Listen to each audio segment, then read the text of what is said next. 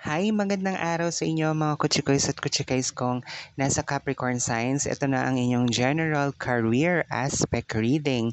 As of the moment, mga kutsikoys at kutsikays kong Capricorn Signs. So, tingnan natin dito ang mga nangyayari o sitwasyon ninyo sa inyong buhay, karera, or trabaho man yan. So, lagi ko rin pinapaalala mga Capricorn Signs na do take what is resonating sa inyo, mga kutsikoys at kutsikays kong nasa Capricorn Signs, at wag niyo lamang pong i-take o o iwanan ang mga hindi tumutugma o nagre-resonate sa inyo na reading, mga kutsikoys at kutsikays kong nasa Capricorn Signs. Okay? Dahil kayo lamang po ang malilito at maguguluhan.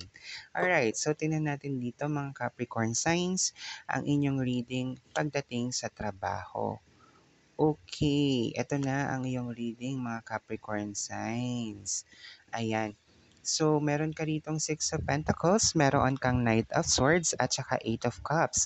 So, nakikita ko rito, medyo may mabigat kang pinagdadaanan as of the moment, mga kutsikoys at kutsikays kong Capricorn Signs. So, maaari kasing ang ilan sa inyo ay masyadong mapagbigay, no? Ibig sabihin, napaka-generous na tao pagdating sa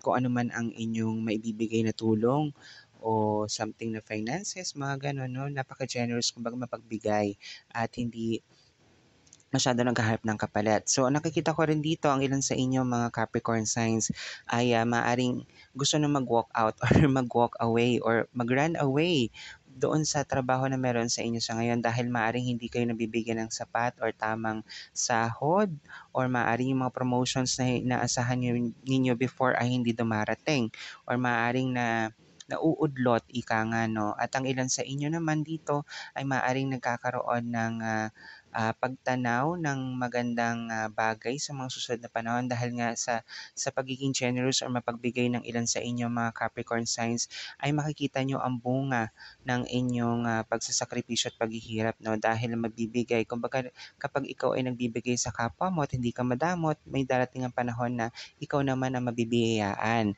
At ang ilan sa inyo ay maaaring magkaroon ng lupa't bahay sa mga susunod na panahon, maaaring sa loob lamang ng ilang araw or linggo or buwan ay makapag-decide na bumili ng lupa at bahay or maaaring sasakyan, no? So nakikita ko rin dito, ang ilan sa inyo mga Capricorn signs ay talagang napaka mabuti, no? Kapag kayo naman ang naghahanap ng tulong or kumbaga ay nanghihingi ng tulong sa ibang tao, ay pakiramdam nyo hindi kayo nabibigyan ng tulong or ng suporta ng ibang tao. Pero wag mag-alala dahil may mga biyayang darating para sa inyo mga Capricorn signs sa mga susunod na araw. Ayun lamang.